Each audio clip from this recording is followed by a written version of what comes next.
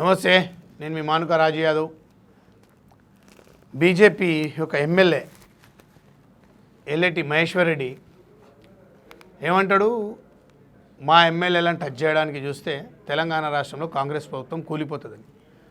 మహేశ్వర్ రెడ్డి నువ్వు ఒకటి ఆలోచించాలా, నీ లెక్క కాంగ్రెస్ పార్టీలో ఉన్న జంపు జిలానీలు కాదు.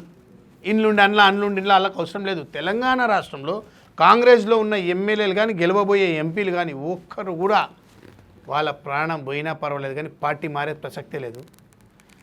మీ బీజేపీ ప్రభుత్వంకి ఉన్నది ఒకటి, ఏంది వేరే పార్టీలో అధికారంలో ఉన్న గవర్నమెంట్ని కూల్చాలా, మన వాళ్ళని కూర్చోబెట్టుకోవాలి. ఇదేం బుద్ధి నాకు అర్థం కాదు. ఇదేం బుద్ధి? మీకు దమ్ము ధైర్యం ఉంటే కష్టపడి తెలంగాణ రాష్ట్రంలో అధికారంలోకి రండి, చూద్దాం. బీజేపీ ఎమ్మెల్యేలను 64 మందిని గెలిపించుకోండి, చూద్దాం. అది లేదు. కాంగ్రెస్ వాళ్ళు ప్రజలు కష్టపడి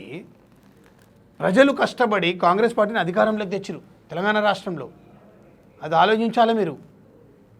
ప్రజలు కష్టపడి తెలంగాణ రాష్ట్రంలో కాంగ్రెస్ పార్టీని అధికారంలోకి తెస్తే గౌరవనీయులు రేవంత్ రెడ్డి గారు ముఖ్యమంత్రి అయ్యారు. ముఖ్యమంత్రి గారు రేవంత్ రెడ్డి గారు ఎంత కష్టపడ్డారు అది ప్రజలు చూసి ప్రజలు కూడా కష్టపడ్డారు. అదొకటి ఆలోచించాలి మీరు.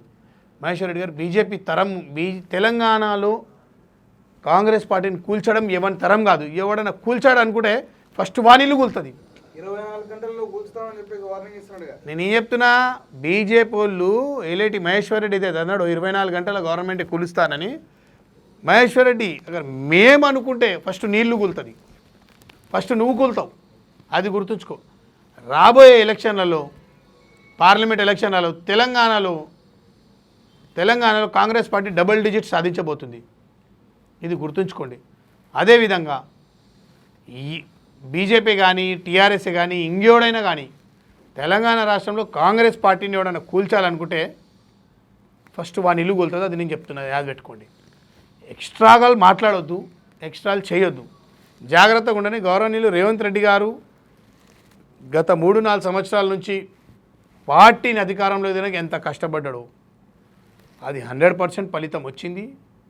ఇది రాసి పెట్టుకోండి. 2 టర్ములు మా రేవంత్ రెడ్డి గారు అన్నాడు 10 సంవత్సరాలు నేను ముఖ్యమంత్రి చేసిన తర్వాత వేరే వాళ్ళకి ఛాన్స్ ఇస్తాను.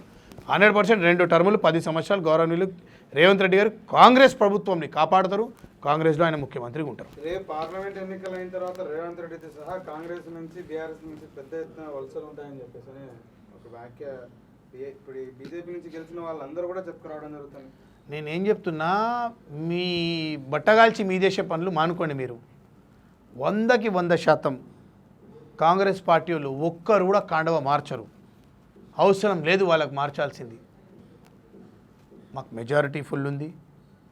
రెండోది ప్రజల మెజారిటీ ఉంది. మూడోది అభివృద్ధి చేస్తున్నాం. 6 పథకాలలో ఆల్మోస్ట్ ఒక 4-5 ఇచ్చేసినాం.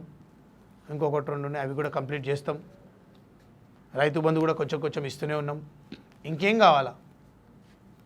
మమ్మల్ని కూల్చడం ఎవరి తరం కాదు.